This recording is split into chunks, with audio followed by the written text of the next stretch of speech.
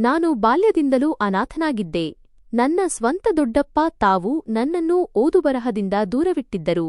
ಶಾಲೆಗೆ ಕಳುಹಿಸುವ ಬದಲು ಅವರು ತಮ್ಮ ಪ್ರಾಣಿಗಳಿಗೆ ಮೇವು ತರುವ ಕೆಲಸಕ್ಕೆ ನನ್ನನ್ನು ಹಚ್ಚಿದ್ದರು.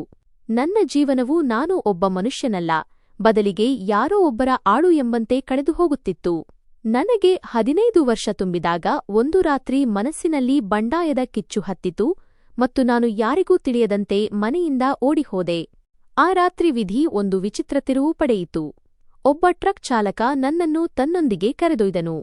ಅವನು ನನ್ನನ್ನು ಮಗನಂತೆ ನೋಡಿಕೊಂಡನು ಮತ್ತು 3 ವರ್ಷಗಳ ನಂತರ ನಾನು ಅವನೊಂದಿಗೆ ಸೌದಿ ಅರೇಬಿಯಾವನ್ನು ತಲುಪಿದೆ. ಅಲ್ಲಿ ನಾನು ಹಗಲು ರಾತ್ರಿ ಕಷ್ಟಪಟ್ಟು ಕೆಲಸ ಮಾಡಿದೆ ಮತ್ತು ನನ್ನ ಹಣೆಬರಹವನ್ನು ಬದಲಾಯಿಸುವ ಕನಸುಗಳನ್ನು ಕಾಣತೊಡಗಿದೆ. ಆದರೆ ಒಂದು ದಿನ ಇದ್ದಕ್ಕಿದ್ದಂತೆ ಒಂದು ಫೋನ್ ಕರೆ ಬಂತು. ಅದು ನನ್ನ ಇಡೀ ಜಗತ್ತನ್ನೇ ಅಲುಗಾಡಿಸಿತು. ನನ್ನ ದೊಡ್ಡಪ್ಪ ಮತ್ತು ದೊಡ್ಡಮ್ಮನಿಗೆ ಭೀಕರ ರಸ್ತೆ ಅಪಘಾತವಾಗಿದೆ ಎಂದು ನನಗೆ ತಿಳಿಸಲಾಯಿತು. ಮನಸ್ಸಿನ ಮಾತಿಗೆ ಕಟ್ಟುಬಿದ್ದು ನಾನು ಮರಳಿ ಭಾರತಕ್ಕೆ ಬಂದಾಗ ಅಲ್ಲಿ ಕಂಡ ದೃಶ್ಯವನ್ನು ನೋಡಿ ನನ್ನ ಪಾದದ ಕೆಳಗಿನ ನೆಲವೇ ಕುಸಿದಂತಾಯಿತು. ಏಕೆಂದರೆ ಅಂದು ನನ್ನ ಮುಂದೆ ಬಂದ ಸತ್ಯವು ನನ್ನ ಜೀವನದ ಅತಿದೊಡ್ಡ ರಹಸ್ಯವಾಗಲಿತ್ತು. ನಾನು ಕೈಯಲ್ಲಿ ಮೊಬೈಲ್ ಹಿಡಿದು ಸೌದಿ ಅರೇಬಿಯಾದ ಯಾವುದೋ ರಸ್ತೆಯಲ್ಲಿ ಸಂಪೂರ್ಣವಾಗಿ ಸ್ತಬ್ಧನಾಗಿ ನಿಂತಿದ್ದೆ. ಭಾರತದಿಂದ ನನಗೆ ತಲುಪಿದ ಆ ಸುದ್ದಿ ಕೇಳಿ ನನ್ನ ಕಾಲುಗಳ ಕೆಳಗಿನ ಭೂಮಿ ಜಾರಿದಂತಾಯಿತು. ಖಂಡಿತವಾಗಿಯೂ ಅವರು ನನ್ನೊಂದಿಗೆ ತುಂಬಾ ಕೆಟ್ಟದಾಗಿ ನಡೆದುಕೊಂಡಿದ್ದರು. ಇಷ್ಟೊಂದು ದೌರ್ಜನ್ಯವನ್ನು ಯಾರೂ ಪ್ರಾಣಿಗಳ ಮೇಲೆಯೂ ಮಾಡುವುದಿಲ್ಲ. ಆದರೆ ಅವರು ನನಗೆ ಸಮಯಕ್ಕೆ ಸರಿಯಾಗಿ ಊಟ ಕೊಡುತ್ತಿದ್ದರು. ಇಡೀ ಕುಟುಂಬವೇ ನನ್ನಿಂದ ಮುಖ ತಿರುಗಿಸಿಕೊಂಡಾಗ ನನ್ನ ದೊಡ್ಡಪ್ಪನೊಬ್ಬರೇ ನನ್ನನ್ನು ಅಪ್ಪಿಕೊಂಡಿದ್ದರು, ನನ್ನ ತಲೆಯ ಮೇಲೆ ಕೈಯಿಟ್ಟಿದ್ದರು ಮತ್ತು ನನಗೆ ಇರಲು ಜಾಗ ನೀಡಿದ್ದರು. ನಾನು ಅವರ ಬಳಿಗೆ ಹೋಗಬೇಕೇ? ಇಂತಹ ಹಲವಾರು ಪ್ರಶ್ನೆಗಳು ನನ್ನ ಹೃದಯ ಮತ್ತು ಮನಸ್ಸಿನಲ್ಲಿ ಸುಳಿಯುತ್ತಿದ್ದವು. ನಾನೀಗ ಸಣ್ಣ ಮಗುವಾಗಿರಲಿಲ್ಲ, ಬದಲಿಗೆ 25 ವರ್ಷದ ಯುವಕನಾಗಿದ್ದೆ. ನಾನು ಅಲ್ಲಿಂದ ಓಡಿ ಬಂದಾಗ ನನಗೆ ಕೇವಲ 15 ವರ್ಷ. 10 ವರ್ಷಗಳು ಕಳೆದು ಹೋಗಿದ್ದವು. ಆದರೆ 10 ವರ್ಷಗಳ ನಂತರ ನನ್ನನ್ನು ಮತ್ತೆ ನೆನಪಿಸಿಕೊಳ್ಳಲಾಗುತ್ತಿತ್ತು. ನನ್ನ ಹೃದಯ ಜೋರಾಗಿ ಬಡಿದುಕೊಳ್ಳುತ್ತಿತ್ತು. ವಿಚಿತ್ರ ಆಲೋಚನೆಗಳು ಮನಸ್ಸಿಗೆ ಬರುತ್ತಿದ್ದವು. ಏನು ನಾನು ಹೋಗಬೇಕೇ? ಇಂದು ನಾನು ಸುಮ್ಮನೆ ಹತ್ತಿರದ ಒಂದು ಫುಟ್ಪಾತ್ ಮೇಲೆ ಕುಳಿತುಕೊಂಡು ಬಹಳ ಮೌನವಾಗಿ ಬಂದು ಹೋಗುವ ವಾಹನಗಳನ್ನು ನೋಡಲಾರಂಭಿಸಿದೆ. ಮನಸ್ಸಿನ ಕೈಯಲ್ಲಿ ನಾನೀಗ ಅಸಹಾಯಕನಾಗುತ್ತಿದ್ದೆ. ಅವರು ನನ್ನ ರಕ್ತ ಸಂಬಂಧಿಗಳಾಗಿದ್ದರು. ದೊಡ್ಡಪ್ಪ ಮತ್ತು ದೊಡ್ಡಮ್ಮನಿಗೆ ಭೀಕರ ಅಪಘಾತವಾಗಿದ್ದು ಅವರಿಬ್ಬರೂ ಆಸ್ಪತ್ರೆಯಲ್ಲಿ ಚಿಕಿತ್ಸೆ ಪಡೆಯುತ್ತಿದ್ದಾರೆ ಮತ್ತು ದೊಡ್ಡಪ್ಪ ಸತತವಾಗಿ ನನ್ನನ್ನೇ ನೆನಪಿಸಿಕೊಳ್ಳುತ್ತಿದ್ದಾರೆ ಎಂಬ ಸುದ್ದಿ ಭಾರತದಿಂದ ಬಂದಿತ್ತು. ನಾನು ಅಲ್ಲಿಗೆ ಹೋದರೆ ಯಾವುದಾದರೂ ತೊಂದರೆಯಲ್ಲಿ ಸಿಲುಕಿಕೊಳ್ಳಬಹುದು ಎಂಬ ಭಯವಿತ್ತು. ಆದರೆ ನಾನು ಒಬ್ಬ ಸಣ್ಣ ಮಗುವಲ್ಲ, ಈಗ ದೊಡ್ಡವನಾಗಿದ್ದೇನೆ, ಸ್ವಾವಲಂಬಿಯಾಗಿದ್ದೇನೆ, ನಾನೇ ಸಂಪಾದಿಸಿ ಜೀವನ ನಡೆಸುತ್ತಿದ್ದೇನೆ ಎಂದು ನನ್ನ ಮನಸ್ಸಿಗೆ ನಾನೇ ಸಮಾಧಾನಪಡಿಸಿಕೊಂಡೆ. ಸ್ವಲ್ಪ ಸಮಯದ ಈ ತೊಳಲಾಟದ ನಂತರ ಹೋಗುವುದೇ ಒಳ್ಳೆಯದು ಎಂಬ ನಿರ್ಧಾರಕ್ಕೆ ಬಂದೆ. ಆದರೆ ನನಗಾಗಿ ಒಂದು ಬಲೆ ಹೆಣೆಯಲಾಗುತ್ತಿದೆ ಎಂಬುದು ನನಗೆ ತಿಳಿದಿರಲಿಲ್ಲ. ಆ ಬಲೆ ಎಷ್ಟು ಗಟ್ಟಿಯಾಗಿತ್ತೆಂದರೆ ನನ್ನಂತಹ ಬೇಟೆಗಾರ ಅದರಲ್ಲಿ ಸಿಲುಕಿಕೊಂಡು ಬಿಟ್ಟಿದ್ದೆ. ನಾನು ತಕ್ಷಣವೇ ಭಾರತಕ್ಕೆ ಟಿಕೆಟ್ ಬುಕ್ ಮಾಡಿದೆ. ಸೌದಿಯಲ್ಲಿದ್ದಾಗಲೇ ನಾನು ಒಂದು ರೆಸ್ಟೋರೆಂಟ್ ಮತ್ತು ಮನೆಯನ್ನು ಮಾಡಿಕೊಂಡಿದ್ದೆ. ಆ ಡ್ರೈವರ್ ಮಾಡಿದ ಸಹಾಯಕ್ಕೆ ಇಂದಿಗೂ ನಾನು ಹೃದಯದಿಂದ ಹಾರೈಸುತ್ತೇನೆ. ನಾನು ಮೌನವಾಗಿ ನನ್ನ ಸಾಮಾನುಗಳನ್ನು ಕಟ್ಟಲು ಪ್ರಾರಂಭಿಸಿದೆ. ಸ್ವಲ್ಪ ಸಮಯದ ನಂತರ ನನ್ನ ಟಿಕೆಟ್ ರಾತ್ರಿಯದು ಎಂಬ ಮಾಹಿತಿ ಸಿಕ್ಕಿತು. ಅಂದರೆ ನನ್ನ ಫ್ಲೈಟ್ ರಾತ್ರಿ 10 ಗಂಟೆಯ ನಂತರ ಇತ್ತು. ನನ್ನ ಕೆಲಸಗಾರರು ಮತ್ತು ಮ್ಯಾನೇಜರ್ಗೆ ಕೆಲಸದಲ್ಲಿ ಯಾವುದೇ ಲೋಪವಾಗಬಾರದು ಎಂದು ಕಟ್ಟುನಿಟ್ಟಿನ ಸೂಚನೆ ನೀಡಿದೆ. ನನ್ನ ವ್ಯವಹಾರದಲ್ಲಿ ನಷ್ಟವಾದರೆ ನಿಮ್ಮೆಲ್ಲರ ಸಂಬಳ ಕಡಿತಗೊಳಿಸುತ್ತೇನೆ ಎಂದು ಎಚ್ಚರಿಸಿದೆ. ನಾನು ಮೊದಲ ಬಾರಿಗೆ ನನ್ನ ವ್ಯವಹಾರವನ್ನು ಉದ್ಯೋಗಿಗಳ ಕೈಗೆ ಒಪ್ಪಿಸಿ ಮತ್ತೊಂದು ದೇಶಕ್ಕೆ ಹೋಗುತ್ತಿದ್ದೆ. 7 ವರ್ಷಗಳ ಹಿಂದೆ ನಾನು ಇಲ್ಲಿಗೆ ಬಂದಿದ್ದೆ ಮತ್ತು ಈಗ ಮೊದಲ ಬಾರಿಗೆ ಬೇರೆ ದೇಶಕ್ಕೆ ಪ್ರಯಾಣ ಬೆಳೆಸುತ್ತಿದ್ದೆ. ಸಾಮಾನುಗಳನ್ನು ಕಟ್ಟಿದ ನಂತರ ನನ್ನ ಪಾಸ್ಪೋರ್ಟ್ ನೋಡಿ ದೇವರ ಹೆಸರನ್ನು ಸ್ಮರಿಸುತ್ತಾ ಏರ್ಪೋರ್ಟ್ಗೆ ಬಂದೆ. ವೇಟಿಂಗ್ ಏರಿಯಾದಲ್ಲಿ ಕುಳಿತಿರುವಾಗಲೂ ನನ್ನ ಮನಸ್ಸು ವಿಚಿತ್ರ ಸ್ಥಿತಿಯಲ್ಲಿತ್ತು. ಇಲ್ಲಿಂದಲೇ ಮರಳಿ ಹೋಗೋಣವೇ ಎಂದು ಅನ್ನಿಸುತ್ತಿತ್ತು. ದೊಡ್ಡಪ್ಪನ ಬಳಿ ಹೋಗುವುದು ಬೇಡ, ಸುಖಾಸುಮ್ಮನೆ ಅವರು ನನ್ನ ಮೇಲೆ ದೂರು ನೀಡಬಹುದು. ನಾನು ಜವಾಬ್ದಾರಿ ಹೊತ್ತಿದ್ದೆ, ಆದರೆ ನೀನು ನನ್ನನ್ನು ಬಿಟ್ಟು ಹೋಗಿದ್ದೆ ಎಂದು ಹೇಳಬಹುದು. ಹಲವು ವಿಷಯಗಳು ನನ್ನನ್ನು ಕಾಡುತ್ತಿದ್ದವು. ಆದರೆ ಹೃದಯ ಮತ್ತು ಮೆದುಳು ಎಲ್ಲವನ್ನೂ ತಿರಸ್ಕರಿಸುತ್ತಿದ್ದವು. ನೀನು ಎಷ್ಟು ಓಡಬೇಕೋ ಅಷ್ಟು ಓಡಿದ್ದೀಯಾ, ಈಗ ನೀನು ಯಾರ ಮೇಲೂ ಅವಲಂಬಿತನಲ್ಲ ಎಂದು ಮನಸ್ಸು ಹೇಳುತ್ತಿತ್ತು.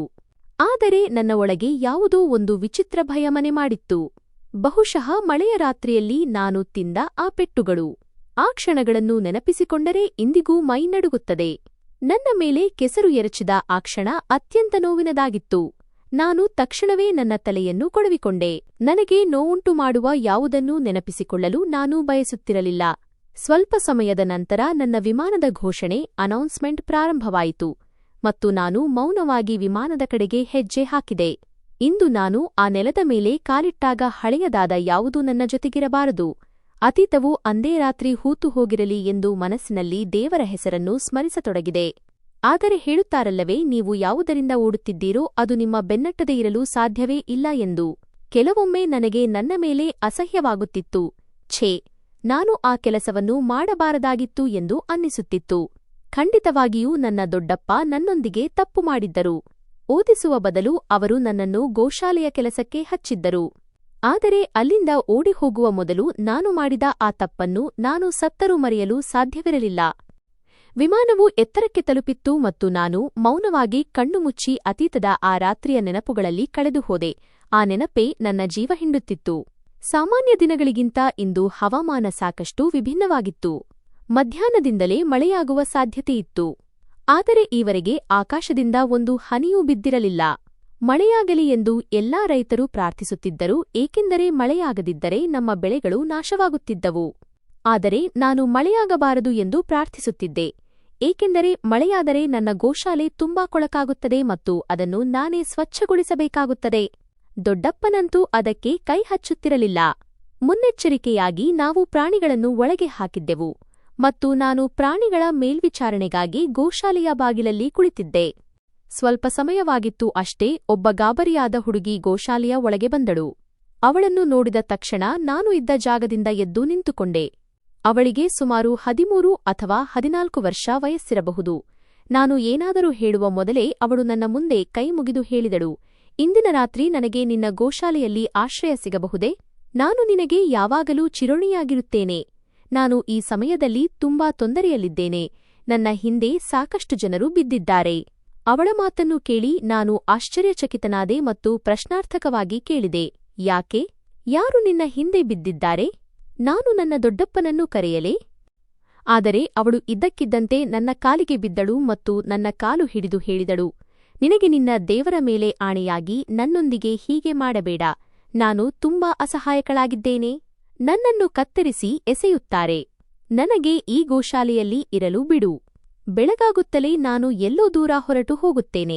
ಈಗ ಪ್ರಯಾಣ ಬೆಳೆಸುವಂತಹ ಹವಾಮಾನ ಇಲ್ಲ. ಮುಂದೆ ಹೋದರೆ ಮಳೆ ಬರುತ್ತದೆ ಮತ್ತು ನಿನಗೆ ಗೊತ್ತು ನಮ್ಮ ಪ್ರದೇಶದಲ್ಲಿ ಎಷ್ಟು ನೆರೆ ಬರುತ್ತದೆ ಎಂದು. ಅವಳ ಮಾತನ್ನು ಕೇಳಿ ನಾನು ಸ್ವಲ್ಪ ಗೊಂದಲಕ್ಕೀಡಾದೆ. ಈ ಮಾತುಗಳನ್ನು ಅರ್ಥಮಾಡಿಕೊಳ್ಳುವಷ್ಟು ದೊಡ್ಡವನು ನಾನಾಗಿರಲಿಲ್ಲ. ನಾನು ಆ ಹುಡುಗಿಯನ್ನು ನೋಡುತ್ತಾ ಹೇಳಿದೆ, ನೋಡು, ಈ ಗೋಶಾಲೆ ನನ್ನದಲ್ಲ, ಇದು ನನ್ನ ದೊಡ್ಡಪ್ಪನದು. ಈ ಪ್ರಾಣಿಗಳು ಮತ್ತು ಈ ಜಾಗ ಕೂಡ ಅವರದ್ದೇ.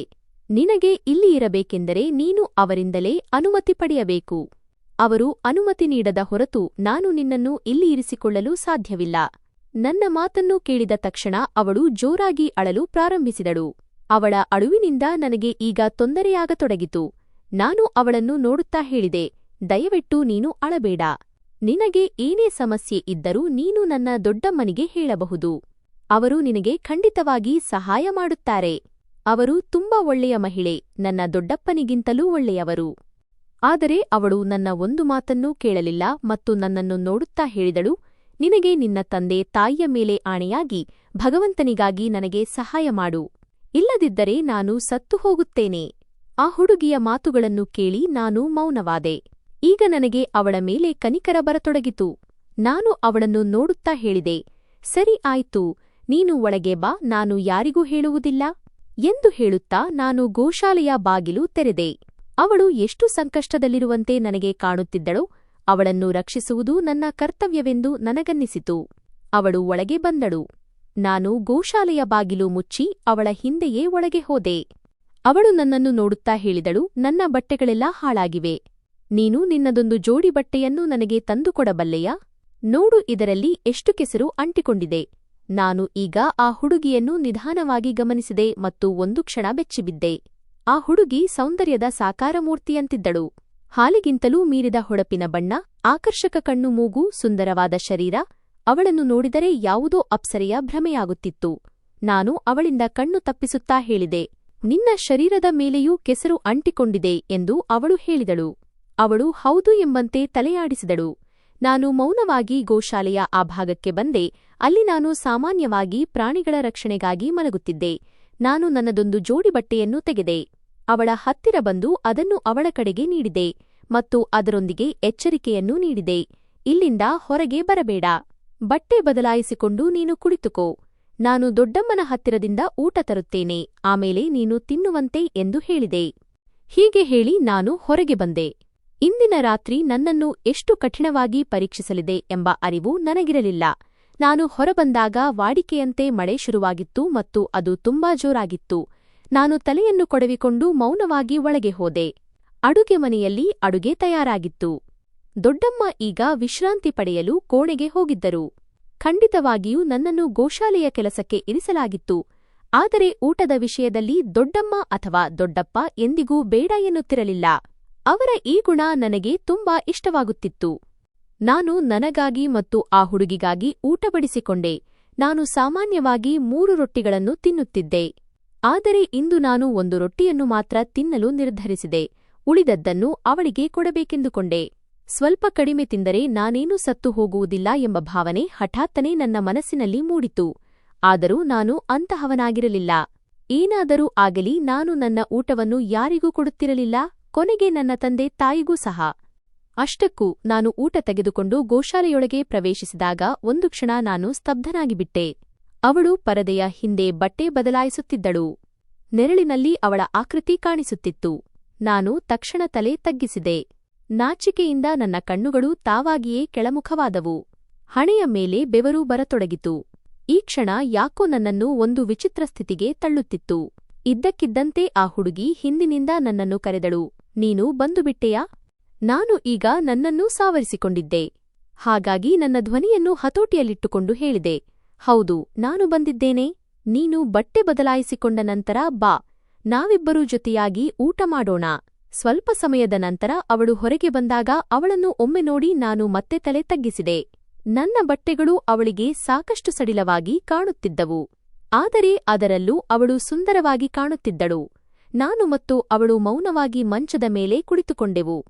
ನಾನು ಅವಳ ಮುಂದೆ ಊಟ ಇಡುತ್ತಾ ಕೇಳಿದೆ, ನೀನು ಯಾರು? ನಿನ್ನ ಹಿಂದೆ ಜನರು ಯಾಕೆ ಬಿದ್ದಿದ್ದಾರೆ? ನೀನು ಎಲ್ಲಿಂದ ಓಡಿ ಬರುತ್ತಿದ್ದೀಯಾ? ಯಾವುದಾದರೂ ವಸ್ತುವನ್ನು ಕಳ್ಳತನ ಮಾಡಿದ್ದೀಯಾ? ಆದರೆ ಅವಳು ಇಲ್ಲ ಎಂಬಂತೆ ತಲೆಯಾಡಿಸುತ್ತಾ ಹೇಳಿದಳು, ಒಂದು ವೇಳೆ ನಾನು ನಿನಗೆ ಸತ್ಯವನ್ನು ಹೇಳಿದರೆ ನೀನು ನನ್ನನ್ನು ಇಲ್ಲಿಂದ ಹೊರಹಾಕುತ್ತೀಯಾ? ಆದ್ದರಿಂದ ನಾನು ಇಲ್ಲಿರುವವರೆಗೆ ನಿನಗೆ ಏನನ್ನೂ ಹೇಳುವುದಿಲ್ಲ. ಅವಳ ಮಾತನ್ನು ಕೇಳಿ ನನಗೆ ಆಶ್ಚರ್ಯವಾಯಿತು. ನಾನು ತಕ್ಷಣವೇ ಅಂದೆ, ಆದರೆ ಯಾಕೆ? ಏನಾದರೂ ಸ್ವಲ್ಪ ಹೇಳು. ನಾನು ನಿನಗೆ ಮಾತು ಕೊಡುತ್ತೇನೆ, ನಾನು ನಿನ್ನನ್ನು ಇಲ್ಲಿಂದ ಹೊರಹಾಕುವುದಿಲ್ಲ. ಬದಲಾಗಿ ನಿನಗಾಗಿ ದೊಡ್ಡಮ್ಮ ಮತ್ತು ದೊಡ್ಡಪ್ಪನ ಹತ್ತಿರ ಮಾತನಾಡುತ್ತೇನೆ. ಆಗ ನಿನಗೆ ಗೋಶಾಲೆಯಲ್ಲದೆ ಮನೆಯೊಳಗೆ ಇರಲು ಅನುಮತಿ ಸಿಗುತ್ತದೆ. ಇನ್ನು ಮುಂದೆ ನೀನು ಓಡಿಹೋಗುವ ಅವಶ್ಯಕತೆಯೂ ಇರುವುದಿಲ್ಲ. ನನ್ನ ಮಾತನ್ನು ಕೇಳಿ ಅವಳು ತಲೆ ತಗ್ಗಿಸಿ ಹೇಳಿದಳು, ದಯವಿಟ್ಟು ದೇವರ ಹೆಸರಿನಲ್ಲಿ ಮನೆಯೊಳಗೆ ಹೇಳಬೇಡ. ನಿನ್ನ ಜೊತೆ ಗೋಶಾಲೆಯಲ್ಲಿ ಒಬ್ಬ ಹುಡುಗಿ ಇದ್ದಾಳೆ ಎಂದು. ನನ್ನನ್ನು ಹಸಿದ ತೋಡದಂತೆ ಹುಡುಕಲಾಗುತ್ತಿದೆ. ಒಂದು ವೇಳೆ ನಿನ್ನ ಮನೆಯವರಿಗೆ ಈ ವಿಷಯ ತಿಳಿದರೆ ಅವರು ತಕ್ಷಣವೇ ಸುದ್ದಿ ಮುಟ್ಟಿಸುತ್ತಾರೆ ಮತ್ತು ನನ್ನನ್ನು ಹಿಡಿದುಕೊಳ್ಳುತ್ತಾರೆ. ಅದಕ್ಕಾಗಿ ನಾನು ನಿನ್ನಲ್ಲಿ ವಿನಂತಿಸುತ್ತೇನೆ, ನನ್ನ ಮೇಲೆ ಸ್ವಲ್ಪ ಕನಿಕರ ತೋರಿಸು. ಅವಳ ಮಾತುಗಳು ನನಗೆ ಅರ್ಥವಾಗಲಿಲ್ಲ ಮತ್ತು ಸದ್ಯಕ್ಕೆ ನಾನು ಸುಮ್ಮನಿದ್ದೆ. ನಾವಿಬ್ಬರೂ ಮೌನವಾಗಿ ಊಟ ಮಾಡಿದೆವು. ನಾನು ಮಂಚದಿಂದ ಕೆಳಗಿಳಿದು ಹುಲ್ಲಿನ ಕಡೆಗೆ ಹೋದೆ, ಅಲ್ಲೇ ಹುಲ್ಲಿನ ಮೇಲೆ ಮಲಗಿಕೊಳ್ಳೋಣವೆಂದು. ನಾನು ಎದ್ದದ್ದನ್ನು ನೋಡಿ ಅವಳು ಕೇಳಿದಳು, ಎಲ್ಲಿಗೆ ಹೋಗುತ್ತಿದ್ದೀಯಾ? ಮಲಗುವ ಆಲೋಚನೆ ಇಲ್ಲವೇನೋ? ಇದು ನಿನ್ನ ವಿಶ್ರಾಂತಿಯ ಸಮಯ. ಅವಳಿಗೆ ನನ್ನ ವಿಶ್ರಾಂತಿಯ ಸಮಯ ಹೇಗೆ ಗೊತ್ತು ಎಂದು ನಾನು ಆಶ್ಚರ್ಯದಿಂದ ಅವಳನ್ನು ನೋಡಿದೆ. ಆದರೆ ಅವಳು ತಕ್ಷಣವೇ ನನ್ನ ಕಣ್ಣುಗಳಲ್ಲಿದ್ದ ಪ್ರಶ್ನೆಯನ್ನು ಅರ್ಥಮಾಡಿಕೊಂಡಳು. ಮಾತು ಸಾವರಿಸುತ್ತಾ ಹೇಳಿದಳು, ಸಾಮಾನ್ಯವಾಗಿ ಗೋಶಾಲೆ ನೋಡಿಕೊಳ್ಳುವವರು ಈ ಸಮಯಕ್ಕಾಗಲೇ ಮಲಗಿಬಿಡುತ್ತಾರೆ, ಏಕೆಂದರೆ ಅವರ ಪ್ರಾಣಿಗಳು ಬೆಳಿಗ್ಗೆ ಬೇಗನೆ ಅವರನ್ನು ಎಬ್ಬಿಸುತ್ತವೆ ಆಹಾರಕ್ಕಾಗಿ. ಅವಳ ಮಾತನ್ನು ಕೇಳಿ ನಾನು ದೀರ್ಘವಾಗಿ ನಿಟ್ಟುಸಿರುಬಿಟ್ಟೆ ಮತ್ತು ಅವಳನ್ನು ನೋಡುತ್ತಾ ಹೇಳಿದೆ, ನಾನು ಇಲ್ಲೇ ಮಲಗುತ್ತೇನೆ. ಇಂದು ನೀನು ನನ್ನ ಮಂಚದ ಮೇಲೆ ವಿಶ್ರಾಂತಿ ತಗೋ. ಬೆಳಿಗ್ಗೆಯೊಳಗೆ ನೀನು ಹೋಗುತ್ತೀಯಲ್ಲವೇ? ಅವಳು ಹೌದು ಎಂದು ತಲೆಯಾಡಿಸಿ ಮಲಗಿದಳು. ನಿದ್ರೆ ಕಣ್ಣುಗಳಿಂದ ಮೈಲಿಗಳಷ್ಟು ದೂರವಿತ್ತು. ಹೇಳುವುದಕ್ಕೆ ನನಗೆ 15 ವರ್ಷ ವಯಸ್ಸಾಗಿದ್ದರೂ ಹೊಸದಾಗಿ ಚಿಗುರುತ್ತಿದ್ದ ಯೌವನವು ಮನಸ್ಸಿನಲ್ಲಿ ವಿಚಿತ್ರ ಆಲೋಚನೆಗಳನ್ನು ತರುತ್ತಿತ್ತು. ಆ ಆಲೋಚನೆಗಳನ್ನು ನಾನು ಕೊಡವಿಕೊಳ್ಳುತ್ತಿದ್ದೆ. ಇತ್ತೀಚೆಗೆ ನನ್ನ ಕೈಗೆ ಒಂದು ಸಣ್ಣ ಮೊಬೈಲ್ ಫೋನ್ ಕೂಡ ಬಂದಿತ್ತು. ಅದು ನನ್ನ ಮನಸ್ಸನ್ನು ಇನ್ನಷ್ಟು ಹಾಳು ಮಾಡಿತ್ತು. ನಾನು ದೃಷ್ಟಿ ತಿರುಗಿಸಿ ಆ ಹುಡುಗಿಯ ಕಡೆಗೆ ನೋಡಿದಾಗ ಅವಳು ಕೂಡ ಮೌನವಾಗಿ ಗೋಶಾಲೆಯ ಮೇಲ್ಛಾವಣಿಯನ್ನು ದಿಟ್ಟಿಸುತ್ತಿದ್ದಳು. ಖಂಡಿತವಾಗಿಯೂ ಅವಳು ಯಾವುದೋ ಆಲೋಚನೆಯಲ್ಲಿ ಮುಳುಗಿದ್ದಳು. ಯಾಕೋ ಗೊತ್ತಿಲ್ಲ, ಅವಳನ್ನು ನೋಡಿ ನನ್ನ ಮನಸ್ಸು ಚಲಿಸತೊಡಗಿತು. ಅವಳೊಂದಿಗೆ ಮಾತನಾಡಬೇಕೆಂದು ನನಗನ್ನಿಸುತ್ತಿತ್ತು. ಆದರೆ ಅವಳ ಆ ಗಂಭೀರವಾದ ನಡವಳಿಕೆ ನನ್ನನ್ನು ಯಾವುದನ್ನೂ ಮಾಡದಂತೆ ತಡೆಯುತ್ತಿತ್ತು. ಅವಳು ಯಾರೇ ಆಗಿರಲಿ ತುಂಬಾ ಸಂಸ್ಕಾರವಂತ ಮತ್ತು ಸಭ್ಯ ಹುಡುಗಿಯಾಗಿದ್ದಳು. ಸದ್ಯಕ್ಕೆ ನಾನು ಕಣ್ಣು ಮುಚ್ಚಿಕೊಂಡೆ ಮತ್ತು ಯಾವಾಗ ಗಾಢನಿದ್ರೆಗೆ ಜಾರಿದೆ ಎಂಬುದು ನನಗೇ ತಿಳಿಯಲಿಲ್ಲ. ಆದರೆ ಸ್ವಲ್ಪ ಸಮಯದ ನಂತರ ನನಗೆ ನೆಲದ ಮೇಲೆ ಮಲಗಲು ಅಸ್ವಸ್ಥತೆ ಎನಿಸತೊಡಗಿತು. ಮೊದಲಿನಿಂದಲೂ ನನಗೆ ಮಂಚದ ಮೇಲೆ ಮಲಗುವ ಅಭ್ಯಾಸವಿತ್ತು. ತಂದೆಯ ಜೀವಿತಾವಧಿಯಲ್ಲೂ ಅಥವಾ ಅವರ ಮರಣದ ನಂತರವೂ ನಾನು ಎಂದಿಗೂ ನೆಲದ ಮೇಲೆ ಮಲಗಿರಲಿಲ್ಲ. ಈಗ ನನಗೆ ಎಚ್ಚರವಾಯಿತು. ಗೋಶಾಲೆಯೊಳಗೆ ಕಣ್ಣಾಡಿಸಿದಾಗ ಎಲ್ಲವೂ ಸುರಕ್ಷಿತವಾಗಿತ್ತು. ಮಳೆ ಈಗಲೂ ಜೋರಾಗಿ ಸುರಿಯುತ್ತಿತ್ತು. ನನ್ನ ದೃಷ್ಟಿ ಅಲೆಯುತ್ತಾ ಆ ಹುಡುಗಿಯ ಮೇಲೆ ಬಿತ್ತು. ಅವಳು ಯಾವುದೇ ಆತಂಕವಿಲ್ಲದೆ ಗಾಢನಿದ್ರೆಯಲ್ಲಿದ್ದಳು. ಇದ್ದಕ್ಕಿದ್ದಂತೆ ನಾನು ನನ್ನ ಜಾಗದಿಂದ ಎದ್ದು ನಿಂತೆ ಮತ್ತು ಹೆಜ್ಜೆ ಹೆಜ್ಜೆಯಾಗಿ ಮಂಚದ ಹತ್ತಿರ ಬಂದೆ. ಹೃದಯ ಬಡಿತ ಸಾಮಾನ್ಯಕ್ಕಿಂತ ಹೆಚ್ಚಾಗಿತ್ತು. ಹೃದಯವು ಎದೆಯನ್ನು ಸೀಳಿಕೊಂಡು ಹೊರಬರುತ್ತದೆ ಎಂದು ಅನ್ನಿಸುತ್ತಿತ್ತು. ನನ್ನ ಕೈಗಳು ನಡುಗುತ್ತಿದ್ದವು. ಮನಸ್ಸು ವಿಚಿತ್ರ ಸ್ಥಿತಿಯಲ್ಲಿತ್ತು. ಆಗ ಇದ್ದಕ್ಕಿದ್ದಂತೆ ನಾನು ನನ್ನ ನಡುಗುವ ಕೈಯನ್ನು ಚಾಚಿ ಅವಳ ದುಪಟ್ಟಾವನ್ನು ಎಳೆದಿದ್ದೆ ಮತ್ತು ಅವಳೊಂದಿಗೆ ಆ ಎಲ್ಲವನ್ನೂ ಮಾಡಿಬಿಟ್ಟಿದ್ದೆ. ಅದರ ಬಗ್ಗೆ ಯೋಚಿಸಿದರೆ ಈಗಲೂ ನನ್ನ ಪ್ರಾಣ ಹೋದಂತಾಗುತ್ತದೆ. ನಾನು ಇನ್ನೂ ಆ ನೆನಪುಗಳ ಆಳಕ್ಕೆ ಹೋಗುತ್ತಿದ್ದೆ. ಅಷ್ಟರಲ್ಲಿ ಇದ್ದಕ್ಕಿದ್ದಂತೆ ವಿಮಾನದ ಪರಿಚಾರಕಿ ಏರ್ ಹೋಸ್ಟೆಸ್ ನನ್ನನ್ನು ಕರೆದಾಗ ನಾನು ತಕ್ಷಣ ಆಲೋಚನೆಗಳ ಲೋಕದಿಂದ ಮರಳಿ ಬಂದೆ. ಕುತ್ತಿಗೆ ತಿರುಗಿಸಿ ನೋಡಿದಾಗ ಎದುರಿಗೆ ಒಬ್ಬ ಸುಂದರ ಯುವತಿ ನಿಂತಿದ್ದಳು. ಅವಳು ನನಗೆ ಊಟದ ಬಗ್ಗೆ ಕೇಳುತ್ತಿದ್ದಳು. ನಾನು ಸಂಕ್ಷಿಪ್ತವಾಗಿ ಮೆನುವನ್ನು ತಿಳಿಸಿ ಮತ್ತೊಮ್ಮೆ ಕಣ್ಣು ಮುಚ್ಚಿಕೊಂಡೆ. ಆದರೆ ಈಗ ಗಮನ ಹರಿಸಿದರೂ ಅತೀತದ ಆ ನೋವಿನ ನೆನಪುಗಳಿಗೆ ಹೋಗಲು ಸಾಧ್ಯವಾಗುತ್ತಿರಲಿಲ್ಲ. ಆ ನೆನಪುಗಳ ಬಗ್ಗೆ ಯೋಚಿಸುವುದನ್ನು ನಾನು ಪಾಪ ಎಂದು ಭಾವಿಸುತ್ತಿದ್ದೆ. ಸ್ವಲ್ಪ ಸಮಯದ ನಂತರ ಊಟ ಬಂತು. ಪಕ್ಕದಲ್ಲಿ ಕುಳಿತಿದ್ದ ಪ್ರಯಾಣಿಕನು ನನ್ನೊಂದಿಗೆ ಮಾತನಾಡಲು ಶುರುಮಾಡಿದ. ಇದರಿಂದಾಗಿ ನಾನು ಮತ್ತೆ ವಾಸ್ತವಕ್ಕೆ ಮರಳಿ ಬಂದೆ. ಅತೀತವು ಸ್ವಲ್ಪ ಸಮಯದವರೆಗೆ ನನ್ನ ಜೀವನದಿಂದ ಮಾಯವಾಯಿತು. ಆದರೆ ನನಗೆ ಹಠಾತ್ತನೆ ನೆನಪಾಗುತ್ತಿರುವ ಈ ಅತೀತವು ಎಷ್ಟು ದೊಡ್ಡ ಪರೀಕ್ಷೆಯನ್ನು ಒಡ್ಡಲಿದೆ ಎಂಬುದೂ ನನಗೆ ತಿಳಿದಿರಲಿಲ್ಲ. ಭಾರತಕ್ಕೆ ಹೋಗುವುದು ನನಗೆ ಎಷ್ಟು ಕಷ್ಟಕರವಾಗಲಿದೆ ಎಂಬುದು ತಿಳಿಯಲಿಲ್ಲ. ಸಮಯದ ವೇಗ ಎಂದಿಗೂ ನಿಂತಿಲ್ಲ ಮತ್ತು ಎಂದಿಗೂ ನಿಲ್ಲಲು ಸಾಧ್ಯವಿಲ್ಲ. ಒಂದು ಸುದೀರ್ಘ ಪ್ರಯಾಣದ ನಂತರ ಫಜ್ರ್ ಆಜಾನ್ಗಿಂತ ಸ್ವಲ್ಪ ಮುಂಚಿತವಾಗಿ ನಾನು ಭಾರತಕ್ಕೆ ಹಿಂದೂಸ್ತಾನ್ ಬಂದು ಇಳಿದೆ. ನಾನು ಲಾಹೋರ್ ವಿಮಾನ ನಿಲ್ದಾಣದಲ್ಲಿ ಇಳಿದಿದ್ದೆ. ಇನ್ನು ನಾನು ಪ್ರಯಾಣ ಮಾಡಿ ನನ್ನ ಹಳ್ಳಿಗೆ ಹೋಗಬೇಕಿತ್ತು. ವಿಮಾನ ನಿಲ್ದಾಣದಿಂದ ಹೊರಬಂದು ನಾನು ಕಾರನ್ನು ಬಾಡಿಗೆಗೆ ಪಡೆದೆ ಮತ್ತು ಅದರಲ್ಲಿ ಕುಳಿತು ಮತ್ತೊಮ್ಮೆ ಅತೀತದ ಆ ನೆನಪುಗಳಲ್ಲಿ ಕಳೆದುಹೋದೆ. ವಿಮಾನದಲ್ಲಿ ಕುಳಿತು ನಾನು ಎಲ್ಲಿಂದ ನೆನಪುಗಳನ್ನು ನಿಲ್ಲಿಸಿದ್ದೆನೋ ಅಲ್ಲಿಂದಲೇ ಮುಂದುವರಿಯಿತು. ಆ ಹುಡುಗಿಯೊಂದಿಗೆ ಅಂತಹ ಸಂಬಂಧ ಬೆಳೆಸಿದ್ದನ್ನು ನೆನಪಿಸಿಕೊಂಡು ನಾನೇ ಬೆಚ್ಚಿಬಿದ್ದೆ. ಅವಳು ನನ್ನನ್ನು ತಡೆಯಲು ಪ್ರಯತ್ನಿಸಿದ್ದಳು. ಅವಳು ಅಳುತ್ತಾ ಬೇಡವೆಂದು ಹೇಳುತ್ತಿದ್ದಳು. ಆದರೆ ನಾನು ನನ್ನ ಕೃತ್ಯದಿಂದ ಹಿಂದೆ ಸರಿಯಲಿಲ್ಲ. ನನ್ನ ಮೇಲೆ ಸೈತಾನ ಸವಾರಿ ಮಾಡಿದ್ದ. ಇದರಿಂದಾಗಿ ನಾನು ಸರಿ ತಪ್ಪುಗಳನ್ನು ಅರ್ಥಮಾಡಿಕೊಳ್ಳುವ ಸಾಮರ್ಥ್ಯವನ್ನು ಕಳೆದುಕೊಂಡಿದ್ದೆ. ಆದರೆ ಮರುದಿನ ಬೆಳಿಗ್ಗೆ ನನ್ನ ಪಾಲಿಗೆ ಪ್ರಾಣಾಂತಿಕವಾಗಿತ್ತು. ನನ್ನ ಈ ಅನುಚಿತ ಸ್ಥಿತಿಯನ್ನು ನನ್ನ ದೊಡ್ಡಪ್ಪ ನೋಡಿಬಿಟ್ಟರು. ಅವರು ಬಂದ ತಕ್ಷಣ ನನ್ನ ಬೆನ್ನಿನ ಮೇಲೆ ಜೋರಾಗಿ ಬೆತ್ತದಿಂದ ಹೊಡೆಯಲು ಶುರುಮಾಡಿದರು. ನಾನು ಬೆಚ್ಚಿಬಿದ್ದು ಎಚ್ಚರಗೊಂಡೆ. ಆ ಹುಡುಗಿ ಕೂಡ ಭಯದಿಂದ ಎಚ್ಚರಗೊಂಡಳು. ಅವರು ನನ್ನ ಕಿವಿಯನ್ನು ಹಿಂಡುತ್ತಾ ಹೇಳಿದರು, ಇದೆಂತಹ ಗಲೀಜು ಕೆಲಸ ಮಾಡಿದ್ದೀಯಾ? ಯಾರು ನೀನು? ಮತ್ತು ಈಕೆ ಇಲ್ಲಿ ಏನು ಮಾಡುತ್ತಿದ್ದಾಳೆ? ಆದರೆ ಆ ಸಮಯದಲ್ಲಿ ಏನು ಹೇಳಬೇಕೆಂದು ನನಗೆ ತಿಳಿಯುತ್ತಿರಲಿಲ್ಲ. ಇದ್ದಕ್ಕಿದ್ದಂತೆ ಆ ಹುಡುಗಿ ಎದ್ದು ನಿಂತಳು ಮತ್ತು ಹಿಂದೆ ತಿರುಗಿ ನೋಡದೆ ಗೋಶಾಲೆಯಿಂದ ಓಡಿಹೋದಳು. ನನ್ನ ದೊಡ್ಡಪ್ಪ ಅವಳನ್ನು ಹಿಡಿಯಲು ಓಡಿದರು, ಆದರೆ ಅವಳು ನಿಲ್ಲಲಿಲ್ಲ. ಅವಳು ಎಷ್ಟು ವೇಗವಾಗಿ ಓಡಿದಳೆಂದರೆ ಕ್ಷಣಾರ್ಧದಲ್ಲಿಯೇ ನಮ್ಮ ಗೋಶಾಲೆಯ ಮುಂದಿನಿಂದ ಎಲ್ಲಿ ಮಾಯವಾದಳು ಎಂಬುದು ತಿಳಿಯಲಿಲ್ಲ. ನಾನು ಅಲ್ಲೇ ಮೌನವಾಗಿ ಕುಳಿತಿದ್ದೆ. ಯಾರೋ ನನ್ನನ್ನು ಯಾವುದೋ ಗಾಢವಾದ ಕನಸಿನಿಂದ ಎಬ್ಬಿಸಿ ವಾಸ್ತವಕ್ಕೆ ತಳ್ಳಿದಂತೆ ಅನ್ನಿಸುತ್ತಿತ್ತು. ದೊಡ್ಡಪ್ಪ ಒಳಗೆ ಬಂದ ತಕ್ಷಣ ನನ್ನನ್ನು ಮತ್ತೆ ದಂಡದಿಂದ ಹೊಡೆಯಲು ಪ್ರಾರಂಭಿಸಿದರು. ಜೊತೆಗೆ ಗದರಿಸುತ್ತಾ ಹೇಳಿದರು, ದುರದೃಷ್ಟವಂತನೇ, ಈ ದಿನಕ್ಕಾಗಿಯೇ ನಾನು ನಿನ್ನನ್ನು ಸಲಹಿದ್ದೆ. ನೀನು ಇಂತಹ ಕೆಟ್ಟ ಕೆಲಸ ಮಾಡುತ್ತೀಯಾ? ಅದು ನನ್ನ ಜೀವನೋಪಾಯದ ಜಾಗದಲ್ಲಿ ರೋಜಿ ರೋಟಿ. ಅವರು ಈಗ ತಮ್ಮ ಚಪ್ಪಲಿಯನ್ನು ಬಿಚ್ಚಿದ್ದರು ಮತ್ತು ಸಿಟ್ಟಿನಿಂದ ನನ್ನ ತಲೆಯ ಮೇಲೆ ಹೊಡೆಯಲು ಪ್ರಾರಂಭಿಸಿದರು. ನಾನು ಅವರ ಮುಂದೆ ಕೈಮುಗಿದು ಬೇಡಿಕೊಳ್ಳುತ್ತಾ ಹೇಳಿದೆ, ನನ್ನನ್ನು ಕ್ಷಮಿಸಿ. ನಾನು ಇನ್ನು ಮುಂದೆ ಇಂತಹ ತಪ್ಪನ್ನು ಮಾಡುವುದಿಲ್ಲ. ನಾನು ಕೆಟ್ಟ ಆಲೋಚನೆಗಳಿಗೆ ಒಳಗಾಗಿ ದಾರಿ ತಪ್ಪಿದ್ದೆ. ಆದರೆ ಈಗ ನನಗೆ ನನ್ನ ತಪ್ಪಿನ ಅರಿವಾಗಿದೆ. ನಾನು ಪದೇ ಪದೇ ಅವರ ಮುಂದೆ ಕೈಮುಗಿಯುತ್ತಿದ್ದೆ. ಆದರೆ ಅವರು ಯಾವುದನ್ನೂ ಕೇಳಿಸಿಕೊಳ್ಳಲು ಸಿದ್ಧರಿರಲಿಲ್ಲ. ಅವರು ಕ್ರೂರಿಯಂತೆ ಬದಲಾಗಿದ್ದರು. ಹೊಡೆಯುವ ಶಬ್ದ ಕೇಳಿ ನನ್ನ ದೊಡ್ಡಮ್ಮ ಕೂಡ ಅಲ್ಲಿಗೆ ಬಂದರು. ಮತ್ತು ದೊಡ್ಡಪ್ಪ ಹೊಡೆಯುತ್ತಾ ನನ್ನ ಕೃತ್ಯದ ಬಗ್ಗೆ ಹೇಳಿದಾಗ ಅವರು ಕೂಡ ನನಗೆ ವಿಪರೀತವಾಗಿ ಹೊಡೆಯಲು ಶುರು ಮಾಡಿದರು. ಜೊತೆಗೆ ಬೈಯುತ್ತಾ ಹೇಳುತ್ತಿದ್ದರು, ನೀನು ನಮ್ಮ ರಕ್ತ ಸಂಬಂಧಿಯಾಗಿದ್ದುಕೊಂಡು ಇಂತಹ ಅಸಹ್ಯಕರ ಕೆಲಸ ಮಾಡಿದ್ದೀಯಾ? ಇಂದು ನಾನು ನಿನ್ನನ್ನು ಜೀವಂತ ಬಿಡುವುದಿಲ್ಲ. ಬಹಳ ಕಷ್ಟದಿಂದ ನನ್ನ ಪ್ರಾಣ ಉಳಿಸಿಕೊಂಡು ನಾನು ಅಲ್ಲಿಂದ ಓಡಿಹೋದೆ ಮತ್ತು ಗೋಶಾಲೆಯಿಂದ ತುಂಬಾ ದೂರ ಬಂದೆ. ನಾನು ಸುಖಾಸುಮ್ಮನೆ ನನ್ನ ಮೇಲೆ ಎಂತಹ ಸಂಕಷ್ಟವನ್ನು ತಂದುಕೊಂಡೆನಲ್ಲ ಎಂದು ನನಗೆ ಅಳಲು ಬರುತ್ತಿತ್ತು. ನಾನು ಇಲ್ಲಿಂದ ಓಡಿಹೋಗಬೇಕೇ? ಆದರೆ ನಾನು ಓಡಿಹೋದರೆ ಎಲ್ಲಿಗೆ ಹೋಗಲಿ? ಇಂತಹ ಹಲವಾರು ಆಲೋಚನೆಗಳು ನನ್ನ ಮನಸ್ಸನ್ನು ಆವರಿಸಿದ್ದವು. ನಡೆಯುತ್ತಾ ನಾನು ನನ್ನ ಹಳ್ಳಿಯಿಂದ ಎಷ್ಟು ದೂರ ಬಂದಿದ್ದೆನೆಂದರೆ ಹಿಂದೆ ತಿರುಗಿ ನೋಡುವ ಪ್ರಶ್ನೆಯೇ ಇರಲಿಲ್ಲ. ಈಗ ನನ್ನ ಹೆಜ್ಜೆಗಳು ಮುಖ್ಯ ರಸ್ತೆಯ ಕಡೆಗೆ ಬಂದಿದ್ದವು. ನಾನು ನನ್ನ ಆಲೋಚನೆಗಳಲ್ಲಿ ಎಷ್ಟೊಂದು ಮುಳುಗಿದ್ದೆನೆಂದರೆ ಮುಂದೆ ನೋಡುವುದನ್ನೂ ಮರೆತಿದ್ದೆ. ಇದ್ದಕ್ಕಿದ್ದಂತೆ ನನಗೆ ಟ್ರಕ್ನ ಹಾರ್ನ್ ಶಬ್ದ ಕೇಳಿಸಿತು. ನಾನು ತಿರುಗಿ ನೋಡಿದಾಗ ಟ್ರಕ್ ವೇಗವಾಗಿ ಬರುತ್ತಿತ್ತು. ಆ ಟ್ರಕ್ ನನ್ನ ಹತ್ತಿರ ಬಂದು ಬ್ರೇಕ್ ಹಾಕಿದಾಗ ನಾನು ತಕ್ಷಣ ಒಂದು ಕಡೆಗೆ ಸರಿದೆ. ಈ ಮನುಷ್ಯ ಈಗ ನನಗೆ ಹೊಡೆಯುತ್ತಾನೆ ಎಂದು ನನಗೆ ತಿಳಿದಿತ್ತು. ಕಾರಣವಿಲ್ಲದೆ ಯಾರದ್ದಾದರೂ ಗಾಡಿಯ ಮುಂದೆ ಬರುವುದು ಮತ್ತು ಸಾಯಲು ಪ್ರಯತ್ನಿಸುವುದು ಚಾಲಕನಿಗೂ ತೊಂದರೆ ಕೊಡಬಹುದು. ಅವನು ಗಾಡಿಯಿಂದ ಕೆಳಗಿಳಿದನು ಮತ್ತು ನನ್ನ ಹತ್ತಿರ ಬಂದು ನನ್ನ ಹೆಗಲನ್ನು ಹಿಡಿದು ಕುಲುಕುತ್ತಾ ಹೇಳಿದನು, ನೀನು ಹುಚ್ಚನ?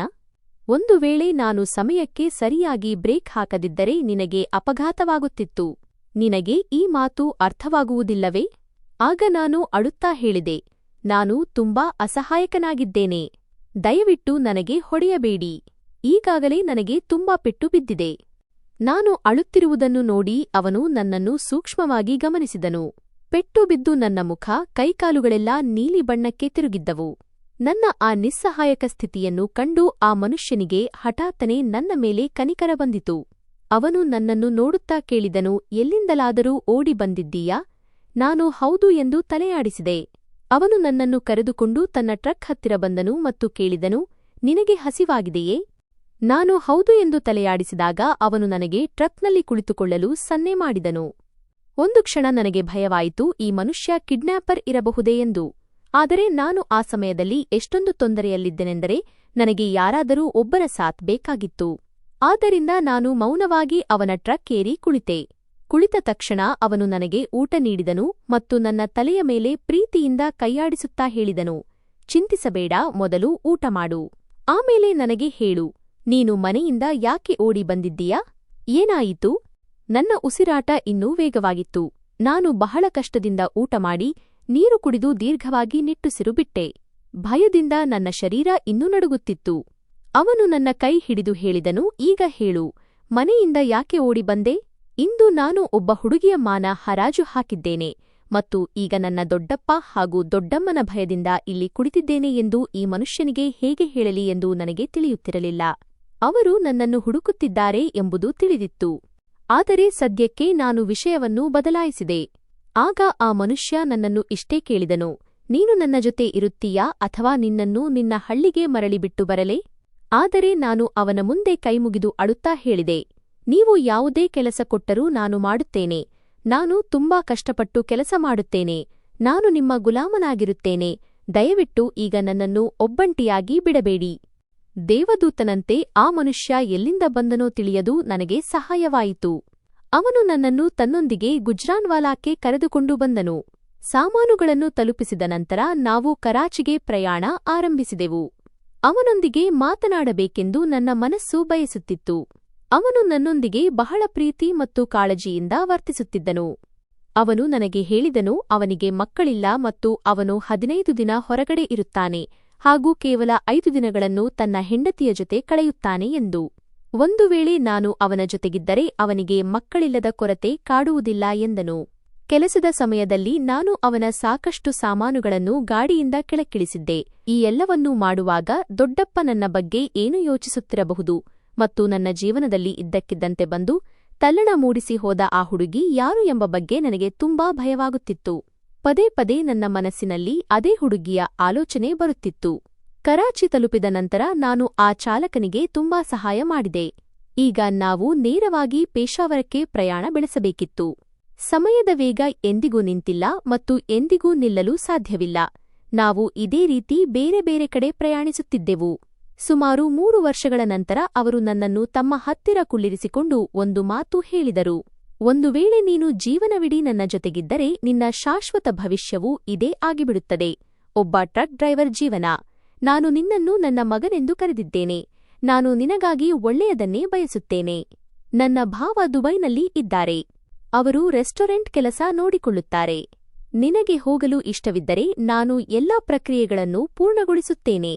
ಈಗ ನೀನು ಕೇವಲ ಆಜ್ಞೆ ಮಾಡು. ನನ್ನ ಬಳಿ ಯಾವುದೇ ದಾಖಲೆಗಳಿರಲಿಲ್ಲ.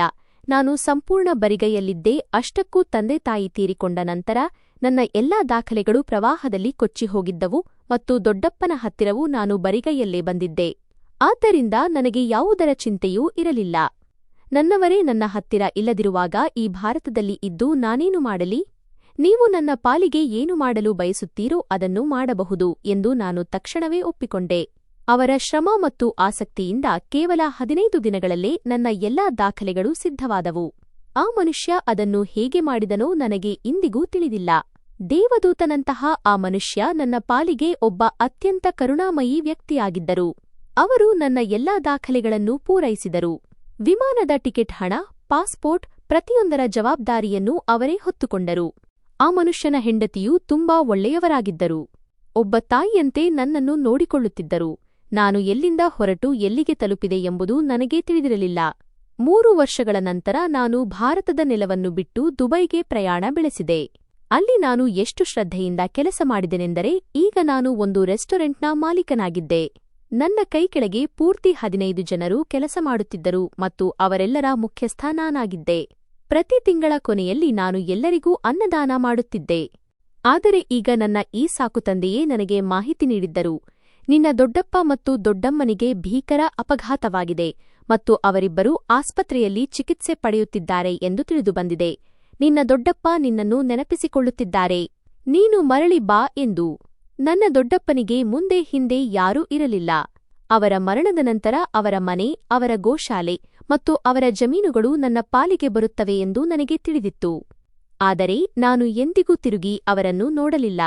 ಸ್ವಲ್ಪ ಸಮಯದ ನಂತರ ನಾನು ಮರಳಿ ಹೋದರೆ ಅವರು ನನ್ನನ್ನು ಕ್ಷಮಿಸುತ್ತಾರೆ ಎಂಬ ವಿಷಯ ನನಗೆ ಅರ್ಥವಾಯಿತು. ಆ ಹುಡುಗಿಯೊಂದಿಗೆ ಅವರಿಗೇನು ಸಂಬಂಧ? ಅವಳು ಯಾರೇ ಆಗಿರಲಿ, ಈಗ ಅವರ ಜೀವನದಿಂದ ಹೊರಹೋಗಿದ್ದಾಳೆ.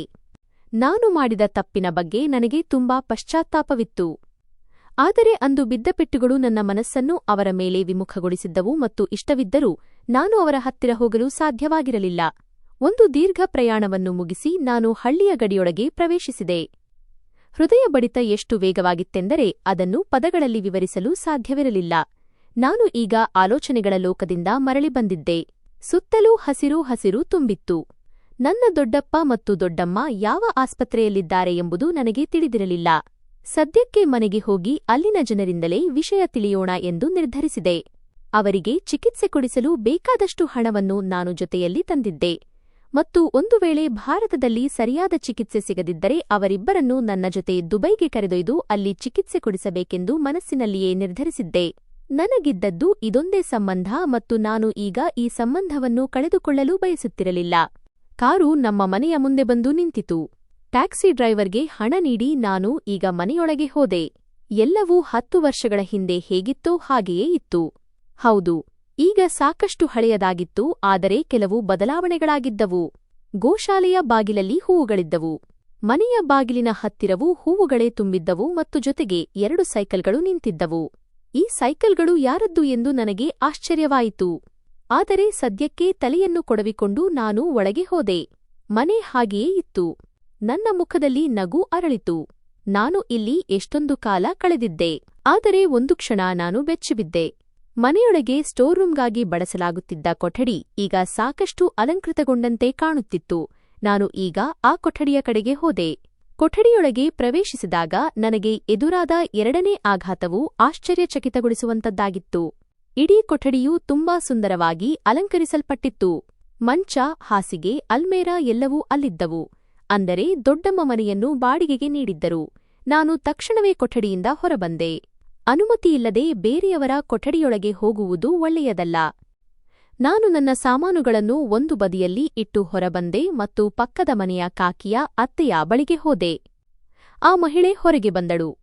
ನಾನು ನನ್ನ ಪರಿಚಯ ನೀಡಿದಾಗ ಅವಳು ಇದ್ದಕ್ಕಿದ್ದಂತೆ ನನ್ನ ಹತ್ತಿರ ಬಂದು ನನ್ನನ್ನು ಪ್ರೀತಿಯಿಂದ ಅಪ್ಪಿಕೊಂಡಳು.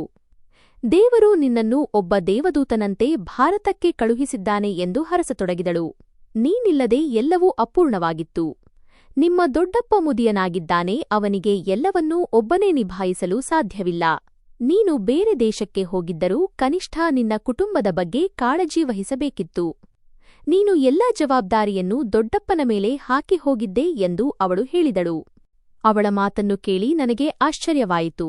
ಆದರೆ ನಾನು ಯಾವುದೇ ಉತ್ತರ ನೀಡಲಿಲ್ಲ. ದೊಡ್ಡಪ್ಪನ ಕುಟುಂಬದ ಜವಾಬ್ದಾರಿಯನ್ನು ನಾನೇಕೆ ಹೊರಲಿ? ಆದರೆ ಸದ್ಯಕ್ಕೆ ನಾನು ಅವಳನ್ನು ಕೇಳಿದೆ, ದೊಡ್ಡಪ್ಪ ಮತ್ತು ದೊಡ್ಡಮ್ಮ ಯಾವ ಆಸ್ಪತ್ರೆಯಲ್ಲಿದ್ದಾರೆ? ದಯವಿಟ್ಟು ನನಗೆ ತಿಳಿಸಿ. ನನ್ನ ಮಾತನ್ನು ಕೇಳಿ ಆ ಮಹಿಳೆ ನನಗೆ ವಿಳಾಸವನ್ನು ನೀಡಿದಳು. ಅದು ನಮ್ಮ ಹಳ್ಳಿಯ ಹತ್ತಿರದ ಆಸ್ಪತ್ರೆಯೇ ಆಗಿತ್ತು. ನಾನು ತಕ್ಷಣವೇ ಹೊರಗೆ ಬಂದು ರಿಕ್ಷಾದಲ್ಲಿ ಕುಳಿತು ನೇರವಾಗಿ ಆಸ್ಪತ್ರೆಯ ಕಡೆಗೆ ಹೋದೆ. ಭಗವಂತನೇ, ನನ್ನ ದೊಡ್ಡಪ್ಪ ಮತ್ತು ದೊಡ್ಡಮ್ಮನನ್ನು ಕ್ಷೇಮವಾಗಿಡು. ನಾನು ಇಷ್ಟು ವರ್ಷಗಳ ನಂತರ ಬಂದಿದ್ದೇನೆ. ಅವರನ್ನು ಸುರಕ್ಷಿತವಾಗಿ ನೋಡಲು ಬಯಸುತ್ತೇನೆ ಎಂದು ಮನಸ್ಸಿನಲ್ಲೇ ಪ್ರಾರ್ಥಿಸುತ್ತಿದ್ದೆ. ಆದರೆ ವಾಸ್ತವವು ಈ ರೀತಿ ತಿರುವು ಪಡೆಯುತ್ತದೆ ಎಂದು ನನಗೆ ತಿಳಿದಿರಲಿಲ್ಲ. ದೊಡ್ಡಪ್ಪ ಮತ್ತು ದೊಡ್ಡಮ್ಮ ಕೇವಲ ಒಂದು ನೆಪ ಮಾತ್ರ, ಬದಲಿಗೆ ಭಾರತದಲ್ಲಿ ನನಗಾಗಿ ಒಂದು ಹೊಸ ಆಶ್ಚರ್ಯ ಕಾದಿತ್ತು. ನಾನು ಆಸ್ಪತ್ರೆಗೆ ಪ್ರವೇಶಿಸಿದ ತಕ್ಷಣ ದೊಡ್ಡಪ್ಪನ ಹೆಸರನ್ನು ಹೇಳಿ ಅವರ ಬಗ್ಗೆ ವಿಚಾರಿಸಿದಾಗ ಅವರು ಐಸಿಯು ಕಡೆಗೆ ಸನ್ನೆ ಮಾಡಿದರು. ನಾನು ತಕ್ಷಣ ಐಸಿಯು ಕಡೆಗೆ ಹೋದೆ. ಆದರೆ ಅಲ್ಲಿ ಕುಳಿತಿದ್ದ ವ್ಯಕ್ತಿ ನನ್ನನ್ನು ಒಳಗೆ ಹೋಗದಂತೆ ತಡೆದು, ಅನುಮತಿಯಿಲ್ಲದೆ ನೀವು ಒಳಗೆ ಹೋಗಲು ಸಾಧ್ಯವಿಲ್ಲ. ಮೊದಲು ಅವರ ಕುಟುಂಬದವರನ್ನು ಕೇಳಿ ಆಮೇಲೆ ನಿಮಗೆ ಒಳಗೆ ಹೋಗಲು ಅವಕಾಶ ನೀಡಲಾಗುವುದು ಎಂದನು. ನಾನು ತಕ್ಷಣವೇ, ಅವರಿಗೆ ಕುಟುಂಬವೇ ಇಲ್ಲ. ಅವರಿಬ್ಬರು ನನ್ನ ದೊಡ್ಡಪ್ಪ ಮತ್ತು ದೊಡ್ಡಮ್ಮ. ಇಲ್ಲಿನ ನೆರೆಹೊರೆಯವರು ಅವರನ್ನು ಕರೆತಂದಿದ್ದಾರೆ. ನಾನೇ ಅವರ ಪೋಷಕ ಎಂದು ಹೇಳಿದೆ. ಆದರೆ ಅವನು ತಲೆ ಅಡ್ಡಾಡಿಸುತ್ತಾ ಹೇಳಿದನು, ಏನಾಯಿತು ಅಣ್ಣಾ? ಅವರ ಪೋಷಕರು ಅವರ ಸೊಸೆ ಮತ್ತು ಮೊಮ್ಮಕ್ಕಳು. ನೀವು ಇಲ್ಲಿಂದ ಹೋಗಿ. ಮೊದಲು ಅವರಿಂದ ಅನುಮತಿ ಪಡೆಯಿರಿ, ಆಮೇಲೆ ಒಳಗೆ ಹೋಗಿ. ನನಗೆ ಒಂದಾದ ಮೇಲೊಂದು ಆಘಾತಗಳು ಎದುರಾಗುತ್ತಿದ್ದವು. ಆ ಮಹಿಳೆಯ ಮಾತುಗಳು ವಿಚಿತ್ರವಾಗಿದ್ದವು ಮತ್ತು ಈಗ ಈ ವ್ಯಕ್ತಿಯ ಮಾತುಗಳು ಸಹ. ನಾನು ತಕ್ಷಣವೇ ಅಂದೆ, ಅವರಿಗೆ ಮಗನೇ ಇಲ್ಲದಿರುವಾಗ ಸೊಸೆ ಎಲ್ಲಿಂದ ಬಂದಳು? ಮತ್ತು ಮೊಮ್ಮಕ್ಕಳು ಕೂಡ ಆಗಿಬಿಟ್ಟರಾ? ವಿಚಿತ್ರವಾಗಿ ಮಾತನಾಡುತ್ತಿದ್ದೀಯಾ? ನಾನು ಅವರ ಸೋದರ ಅಳಿಯ, ನಾನು ಒಳಗೆ ಹೋಗಬೇಕು. ಆದರೆ ಅವನು ತಕ್ಷಣವೇ ಹೇಳಿದನು, ನೀವು ಐಸಿಯು ಮುಂದೆ ಗದ್ದಲ ಮಾಡಿದರೆ ನಾವು ಅನಿವಾರ್ಯವಾಗಿ ಗಾರ್ಡ್ಗಳನ್ನು ಕರೆಸಿ ನಿಮ್ಮನ್ನು ಹೊರಹಾಕಬೇಕಾಗುತ್ತದೆ. ಮೌನವಾಗಿ ಹೋಗಿ ಅಲ್ಲಿ ಕುಳಿತುಕೊಳ್ಳಿ. ಅವರ ಸೊಸೆ ಮತ್ತು ಮೊಮ್ಮಕ್ಕಳು ಕ್ಯಾಂಟೀನ್ಗೆ ಹೋಗಿದ್ದಾರೆ. ಅವರು ಬಂದ ತಕ್ಷಣ ನೀವು ಒಳಗೆ ಹೋಗಿ. ನಾನು ಈಗ ಗಾಬರಿಯಾಗಿ ಒಂದು ಕಡೆ ಸರಿದೆ. ಏನು ಮಾಡಬೇಕೆಂದು ನನಗೆ ತಿಳಿಯುತ್ತಿರಲಿಲ್ಲ. ನಿಜವಾಗಿಯೂ ಅವರಿಗೆ ಸೊಸೆ ಮತ್ತು ಮೊಮ್ಮಕ್ಕಳು ಇದ್ದಾರೆಯೇ?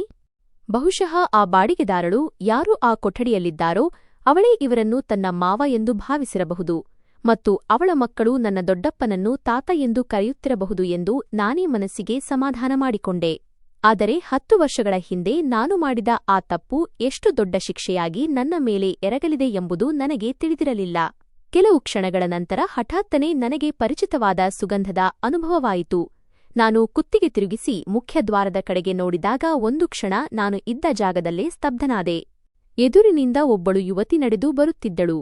ಕಪ್ಪು ಶಾಲು ಅಥವಾ ಚಾದರದಲ್ಲಿ ಅವಳು ತನ್ನನ್ನು ಮರೆಮಾಚಿಕೊಂಡಿದ್ದಳು. ಆದರೆ ಅವಳ ಮುಖ ಸ್ಪಷ್ಟವಾಗಿ ಕಾಣಿಸುತ್ತಿತ್ತು. ಅವಳನ್ನು ನೋಡಿದರೆ ಯಾರೋ ನನ್ನ ಹೃದಯವನ್ನು ಮುಷ್ಟಿಯಲ್ಲಿ ಹಿಡಿದಂತಾಗುತ್ತಿತ್ತು. ನಾನು ಅರಿಯದೆಯೇ ನನ್ನ ಜಾಗದಿಂದ ಎದ್ದು ನಿಂತೆ. ಆ ಮಹಿಳೆಯ ಎಡಬಲದಲ್ಲಿ ನಡೆಯುತ್ತಿದ್ದ ಮಕ್ಕಳ ಮೇಲೆ ನನ್ನ ದೃಷ್ಟಿ ಬಿತ್ತು. 9 ವರ್ಷದ ಆ ಇಬ್ಬರು ಹುಡುಗರು ಅಕ್ಷರಶಃ ನನ್ನ ಹೋಲಿಕೆಯನ್ನೇ ಹೊಂದಿದ್ದರು. ಅದೇ ಸಮಯದಲ್ಲಿ ಆ ಹುಡುಗಿ ಕೂಡ ನನ್ನಿಂದ ಸ್ವಲ್ಪ ದೂರದಲ್ಲಿಯೇ ನಿಂತುಬಿಟ್ಟಿದ್ದಳು ಮತ್ತು ನನ್ನನ್ನು ಅಪರಿಚಿತ ನೋಟದಿಂದ ನೋಡುತ್ತಾ ಕೇಳಿದಳು, ನಿಮ್ಮ ಪರಿಚಯ? ನೀವು ಯಾರು? ಈ ಬಾರಿ ನನ್ನ ಮೌನ ಮುರಿಯಿತು. 10 ವರ್ಷಗಳ ಹಿಂದೆ ನಾನು ತುಂಬಾ ತೆಳ್ಳಗಿದ್ದೆ. ಆದರೆ ಈಗ ಜಿಮ್ ಇತ್ಯಾದಿಗಳನ್ನು ಮಾಡಿ ನನ್ನನ್ನು ನಾನು ಸಾಕಷ್ಟು ಬಲಿಷ್ಠನನ್ನಾಗಿ ಮಾಡಿಕೊಂಡಿದ್ದೆ. ಎತ್ತರವೂ ಬೆಳೆದಿತ್ತು ಮತ್ತು ಶರೀರವೂ ಸದೃಢವಾಗಿತ್ತು. ನಾನು ಅವಳನ್ನು ನೋಡುತ್ತಾ ಹೇಳಿದೆ, ನಾನು ಕಾಸಿಂ ಪ್ರಮೋದ್, ದೊಡ್ಡಪ್ಪನ ಸೋದರಳಿಯ. ಗೋಶಾಲೆಯಲ್ಲಿ ಕೆಲಸ ಮಾಡುತ್ತಿದ್ದ ಹುಡುಗ. ನೀನು ಯಾರು? ಮತ್ತು ಈ ಮಕ್ಕಳು? ಮುಂದಿನ ಕ್ಷಣ ಆಘಾತಕಾರಿಯಾಗಿತ್ತು. ಆ ಹುಡುಗಿ ಇದ್ದಕ್ಕಿದ್ದಂತೆ ಕಿವಿಗಳ ಮೇಲೆ ಕೈಗಳನ್ನಿಟ್ಟುಕೊಂಡು ಕಿರುಚಾಡಿದಳು ಮತ್ತು ನೆಲದ ಮೇಲೆ ಕುಳಿತುಕೊಂಡು ಕಣ್ಣೀರು ಹಾಕುತ್ತಾ ತಲೆ ಅಲ್ಲಾಡಿಸತೊಡಗಿದಳು. ಇಲ್ಲ, ನೀನು ಮರಳಿ ಬರಲು ಸಾಧ್ಯವಿಲ್ಲ. ನೀನು ಒಂದು ನೆರಳು ಅಷ್ಟೇ. ಈಗಲೇ ನನ್ನ ಕಣ್ಣೆದುರಿನಿಂದ ಮಾಯವಾಗಿಬಿಡು. ನನಗೆ ಗೊತ್ತು ನೀನು ಅವನಲ್ಲ ಎಂದಳು. ಅಷ್ಟರಲ್ಲಿ ಆ ಇಬ್ಬರೂ ಮಕ್ಕಳು ಗಾಬರಿಯಾಗಿ ತಮ್ಮ ತಾಯಿಯನ್ನು ಸಾವರಿಸಿಕೊಳ್ಳಲು ಪ್ರಯತ್ನಿಸಿದರು. ನಾನು ಆ ಹುಡುಗಿಯ ಪ್ರತಿಕ್ರಿಯೆಯನ್ನು ನಂಬಲ ಸಾಧ್ಯವಾದ ದೃಷ್ಟಿಯಿಂದ ನೋಡುತ್ತಿದ್ದೆ. ಅವಳು ಹೇಳುತ್ತಿದ್ದಳು, ನೀನು ಪ್ರತಿದಿನ ನನ್ನ ಕನಸಿನಲ್ಲಿ ಬರುತ್ತೀಯಾ? ಆದರೆ ನಾನು ನಿನ್ನನ್ನು ಮುಟ್ಟಲು ಹೋದ ತಕ್ಷಣ ನೀನು ಗಾಳಿಯಲ್ಲಿ ಕರಗಿ ಹೋಗುತ್ತೀಯಾ? ಇಂದು ಕೂಡ ನೀನು ಗಾಳಿಯಲ್ಲಿ ಕರಗಿ ಹೋಗುತ್ತೀಯಾ? ನನಗೆ ಗೊತ್ತು. ನೀನು ಹೊರಟು ಹೋಗು. ದಯವಿಟ್ಟು ನೀನು ಇಲ್ಲಿಂದ ಹೋಗಿಬಿಡು. ನಾನು ನನ್ನ ಕಣ್ಣುಗಳನ್ನು ಮುಚ್ಚಿಕೊಂಡಿದ್ದೇನೆ. ನಾನು ಈಗ ನಿಧಾನವಾಗಿ ಅವಳ ಹತ್ತಿರ ಮಂಡಿಯೂರಿ ಕುಳಿತುಕೊಳ್ಳಲು ಪ್ರಾರಂಭಿಸಿದೆ. ಅವಳು ಮತ್ತೆ ಕಿರುಚಾಡಲು ಶುರುಮಾಡಿದಳು. ಅದಕ್ಕಿಂತ ಮುಂಚೆಯೇ ನಾನು ಅವಳ 2 ಮಣಿಕಟ್ಟುಗಳನ್ನು ಹಿಡಿದುಕೊಂಡೆ ಮತ್ತು ಅವಳ ಕೈಗಳನ್ನು ಕೆಳಗಿಳಿಸುತ್ತಾ ಕೇಳಿದೆ, ಏನಾಯಿತು? ಯಾಕೆ ಅಳುತ್ತಿದ್ದೀಯಾ? ಯಾಕೆ ಕಿರುಚಾಡುತ್ತಿದ್ದೀಯಾ? ನೀನು ಯಾರು? ನನ್ನ ಧ್ವನಿ ಗದ್ಗದಿತವಾಗಿತ್ತು. ನಾನು ಯಾವುದೇ ಕನಸಲ್ಲ, ನಾನು ವಾಸ್ತವ. ನಾನು ಅದೇ ಗೋಶಾಲೆಯ ಹುಡುಗ. ಅಂದು ರಾತ್ರಿ ನನ್ನ ಗೋಶಾಲೆಯಲ್ಲಿ ಆಶ್ರಯ ಪಡೆಯಲು ಬಂದಿದ್ದ ಹುಡುಗಿ ನೀನೇನಾ? ದಯವಿಟ್ಟು ಸತ್ಯ ಹೇಳು. ಮತ್ತು ಈ ಮಕ್ಕಳು ಯಾರು? ಇದ್ದಕ್ಕಿದ್ದಂತೆ ಆ ಹುಡುಗಿ ನನ್ನನ್ನು ಬೆರಗಾದ ಕಣ್ಣುಗಳಿಂದ ನೋಡುತ್ತಾ ಕೇಳಿದಳು, ನೀನು ವಿದೇಶದಿಂದ ಮರಳಿ ಬಂದಿದ್ದೀಯಾ?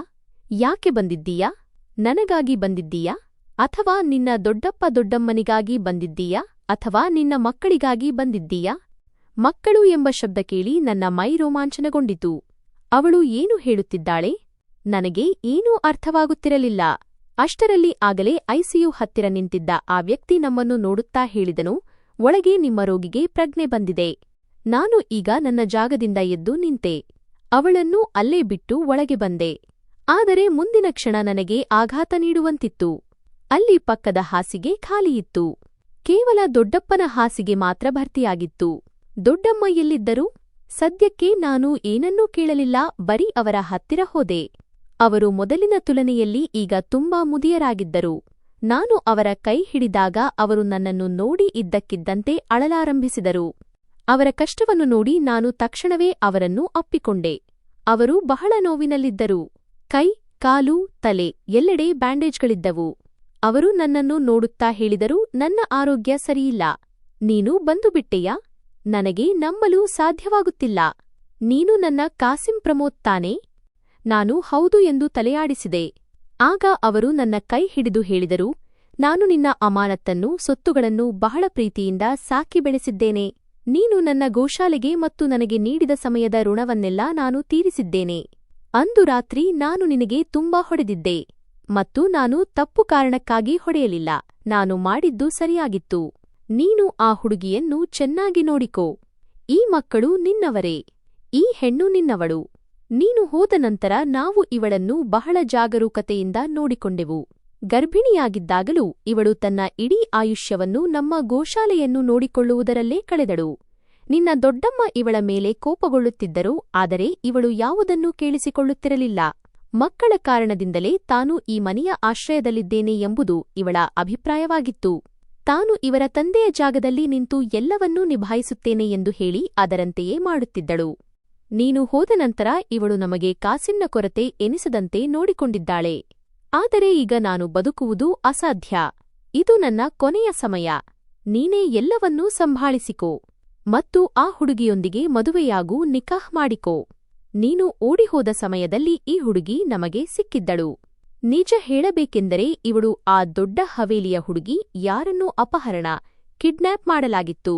ಆದರೆ ಇವಳೊಂದಿಗೆ ಅನಿಷ್ಟ ಕೃತ್ಯ ನಡೆದಿದೆ ಎಂದು ತಿಳಿದ ತಕ್ಷಣ ಆ ಮನೆಯವರು ಇವಳನ್ನು ಹೊರಹಾಕಿದರು ಮತ್ತು ನಂತರ ನಾವು ಇವಳಿಗೆ ಆಶ್ರಯ ನೀಡಿದೆವು.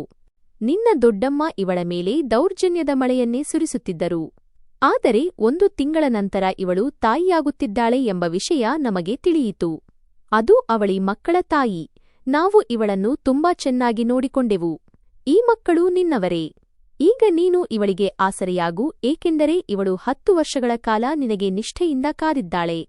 ದೊಡ್ಡಪ್ಪನ ಮಾತುಗಳನ್ನು ಕೇಳಿ ನಾನು ಉಸಿರಾಡುವುದನ್ನೇ ಮರೆತುಬಿಟ್ಟಿದ್ದೆ. ಈಗ ನನಗೆ ಅರ್ಥವಾಗುತ್ತಿತ್ತು ನಾನು ಯಾಕೆ ಭಾರತವನ್ನು ಇಷ್ಟೊಂದು ನೆನಪಿಸಿಕೊಳ್ಳುತ್ತಿದ್ದೆ ಎಂದು. ರಾತ್ರಿಗಳಲ್ಲಿ ಕಿರುಚುತ್ತಾ ನಾನು ಯಾಕೆ ಎಚ್ಚರಗೊಂಡು ಕುಳಿತುಕೊಳ್ಳುತ್ತಿದ್ದೆ ಎಂಬುದು ಈಗ ತಿಳಿಯಿತು. ಯಾರೋ ನನ್ನನ್ನು ಪಪ್ಪಾ ಪಪ್ಪಾ ಎಂದು ಕರೆಯುತ್ತಿರುವಂತೆ ನನಗನ್ನಿಸುತ್ತಿತ್ತು. ಯಾರೋ ಕಾಸಿಂ ಎಂದು ಕರೆದು ಅಳುತ್ತಿದ್ದರು. ಅಂದರೆ ವಾಸ್ತವ ಹೀಗಿತ್ತು. ನಾವು ಮಾತನಾಡುತ್ತಿರುವಾಗಲೇ ಇದ್ದಕ್ಕಿದ್ದಂತೆ ದೊಡ್ಡಮ್ಮನ ಆರೋಗ್ಯ ಹದಗೆಡಲು ಶುರುವಾಯಿತು ಮತ್ತು ಅವರು 3 ಬಾರಿ ಬಿಕ್ಕಳಿಸಿ ಕಣ್ಣು ಮುಚ್ಚಿ ಕೊನೆಯುಸಿರೆಳೆದರು. ನಂತರ ಅಲ್ಲಿ ಗೊಂದಲ ಏರ್ಪಟ್ಟಿತು. ನಾನು ಒಂದು ಮೂಲೆಯಲ್ಲಿ ನಿಂತು ಸಂಪೂರ್ಣ ಮೌನಕ್ಕೆ ಶರಣಾಗಿದ್ದೆ. ನನ್ನ ಸ್ಥಿತಿಯನ್ನು ಯಾರಿಗೂ ವಿವರಿಸಲು ಸಾಧ್ಯವಿರಲಿಲ್ಲ. ಇಲ್ಲಿ ಬಂದ ತಕ್ಷಣ ನನಗೆ 3 ಆಘಾತಗಳಾದವು. ಮೊದಲನೆಯದು ದೊಡ್ಡಪ್ಪ ಮತ್ತು ದೊಡ್ಡಮ್ಮ ಈ ಲೋಕವನ್ನು ಬಿಟ್ಟು ಹೋದದ್ದು. ಎರಡನೆಯದು ನನಗಾಗಿಯೇ ಕಾಯುತ್ತಾ ಕುಳಿತಿದ್ದ ಆ ಹೆಣ್ಣು ಮತ್ತು ಮೂರನೆಯದು ನನ್ನ ಮಕ್ಕಳು. ಆ ಕ್ಷಣದಲ್ಲಿ ನಾನು ಅತೀವವಾಗಿ ಅತ್ತೆ. ಈ ಅಳು ದೊಡ್ಡಪ್ಪನ ಸಾವಿಗಾಗಿ ಇರಲಿಲ್ಲ, ಬದಲಿಗೆ ನನ್ನ ನಿಸ್ಸಹಾಯಕತೆಗಾಗಿ ಇತ್ತು. ನನ್ನ ಮನೆಯ ವಿಷಯದಲ್ಲಿ ನಾನು ಇಷ್ಟೊಂದು ಅಜ್ಞಾನಿಯಾಗಿ ಹೇಗಿದ್ದೆ ಎಂದು ನಾಚಿಕೆಯಾಯಿತು.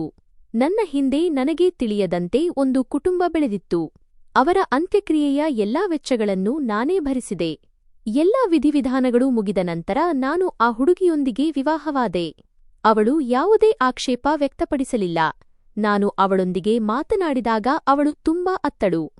ಅವಳು ಹೇಳಿದಳು, ಖಂಡಿತವಾಗಿಯೂ ನೀನು ನನ್ನೊಂದಿಗೆ ತಪ್ಪು ಮಾಡಿದ್ದೀಯಾ, ಆದರೆ ನಿನ್ನ ಆ ಒಂದು ಕೃತ್ಯದಿಂದ ನನ್ನ ಜೀವನ ನಾಶವಾಗುವುದರಿಂದ ಬಚಾವಾಯಿತು.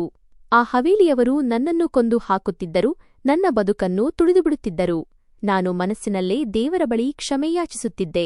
ಏನೇ ಇರಲಿ, ನನ್ನಿಂದ ತಪ್ಪಾಗಿದೆ, ಪಾಪ ನಡೆದಿದೆ, ಅದರ ಪ್ರಾಯಶ್ಚಿತ್ತವನ್ನು ನಾನು ಜೀವನ ಪರ್ಯಂತ ತೀರಿಸಲು ಸಾಧ್ಯವಿಲ್ಲ ಎಂದು ಅರಿವಾಯಿತು. ಆ ಮಕ್ಕಳು ನನ್ನವರೇ ಆಗಿದ್ದರಿಂದ ಅವರಿಗೆ ನನ್ನ ಹೆಸರನ್ನು ನೀಡಿದೆ. ಗೋಶಾಲೆ, ಮನೆ ಮತ್ತು ಜಮೀನು ಎಲ್ಲವನ್ನೂ ಬಿಟ್ಟು ನಾನು ನನ್ನ ಹೆಂಡತಿಯೊಂದಿಗೆ ಯಾವಾಗಲೂ ಭಾರತವನ್ನು ತ್ಯಜಿಸಿ ಸೌದಿ ಅರೇಬಿಯಾಕ್ಕೆ ತೆರಳಿದೆ. ಆ ಹುಡುಗಿ ತುಂಬಾ ಒಳ್ಳೆಯವಳು, ಆದ್ದರಿಂದ ನನಗೆ ಬೇರೆ ಯಾವ ಹೆಣ್ಣಿನ ಬಯಕೆಯೂ ಉಂಟಾಗಲಿಲ್ಲ. ಎಷ್ಟೋ ಮಹಿಳೆಯರು ನನ್ನನ್ನು ವಿವಾಹವಾಗಲು ಕೇಳಿಕೊಂಡಿದ್ದರು, ಆದರೆ ನಾನು ಯಾರನ್ನೂ ಒಪ್ಪಿಕೊಳ್ಳಲಿಲ್ಲ. ಬಹುಶಃ ನನ್ನ ಹೆಸರಿಗಾಗಿ ಕಾದಿದ್ದ ಒಬ್ಬಳು ಹೆಣ್ಣು ಅಲ್ಲಿ ಕುಳಿತಿದ್ದಳು. ಅದಕ್ಕಾಗಿಯೇ ನಾನು ಬೇರೆಯವರ ಕಡೆ ನೋಡಲು ಕೂಡ ಸಾಧ್ಯವಾಗಲಿಲ್ಲ.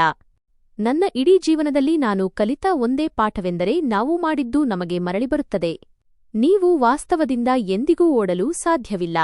ಸತ್ಯವು ಒಂದು ದಿನ ನಿಮ್ಮ ಬಾಗಿಲನ್ನು ಖಂಡಿತವಾಗಿ ತಟ್ಟುತ್ತದೆ ಮತ್ತು ನೀವು ಮಾಡಿದ್ದರ ಪ್ರತಿಫಲವನ್ನು ಕನ್ನಡಿಯಂತೆ ನಿಮ್ಮ ಮುಂದೆ ತೋರಿಸುತ್ತದೆ.